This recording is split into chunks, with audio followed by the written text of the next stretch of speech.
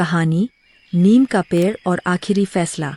बहुत समय पहले पहाड़ों के बीच बसा था एक शांत जंगल, सत्यवन। यह जंगल अपने ऊंचे ऊंचे पेड़ों, साफ नदियों और आपसी भरोसे के लिए जाना जाता था। सत्यवन के बीचों बीच खड़ा था एक बहुत पुराना नीम का पेड़। कहा जाता था कि वह पेड़ 100 साल से भी ज्यादा पुराना है। उसकी छाया में जानवर आराम करते, उसकी पत्तियों से दवा बनती और उसकी जड़ों से जंगल को पानी मिलता। लेकिन समय के साथ लालच ने भी जंगल में कदम रख दिया। नया राजा वीरेंद्र सत्यवन का नया राजा बना। वीरेंद्र बाघ, ताकतवर, तेज और बहादुर। लेकिन उसके दिल में एक कमजोरी थी, जल्दी फैसला लेना। दरबार में उसने ऐलान किया, हमारा जंगल आगे बढ़ेगा, अब हमें ज्यादा जगह चाहिए। नए रास्ते, नए शिकार क्षेत्र और ताकत का प्रदर्शन। सबने तालियां तो बजाईं, लेकिन कुछ चेहरे चिंतित थे। धीमा लेकिन समझदार कछुआ सोमू दरबार के कोने में बैठा था। बूढ़ा कछुआ सोमू, वह धीरे से बोला, महाराज, आगे बढ़ना जरूरी है, लेकिन जड़ें काटकर कोई भी पेड़ ऊंचा नहीं होता। वीरेंद्र ने उसकी बात अनसुनी कर दी। खतरनाक सुझाव। एक दिन चालाक लोमड़ी काली आगे आई। महाराज, अगर बीच वाला नीम का पेड़ काट दिया जाए तो हमें खुला मैदान मिल जाएगा, शिकार भी आसान होगा और डर भी फैलेगा। दरबार में सन्नाटा छा गया।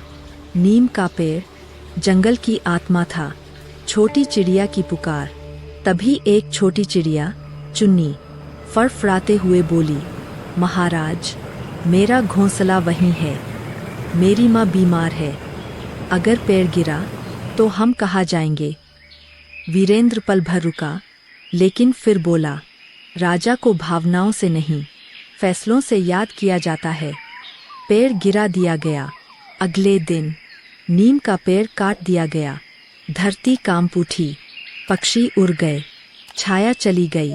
पहले कुछ दिन सबको लगा फैसला सही था, खुली जमीन मिली, शिकार आसान हुआ। लेकिन फिर बदला मौसम। धीरे धीरे पानी सूखने लगा, नदी पतली हो गई, जड़ी बूटियां मरने लगीं, बीमारियां फैलने लगीं। एक एक करके छोटे जानवर जंगल छोड़ने लगे।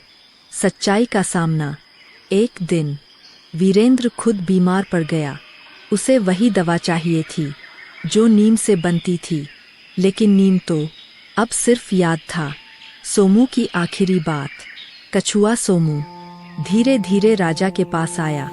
महाराज, शक्ति से जंगल जीता जाता है, लेकिन समझ से जंगल बचता है।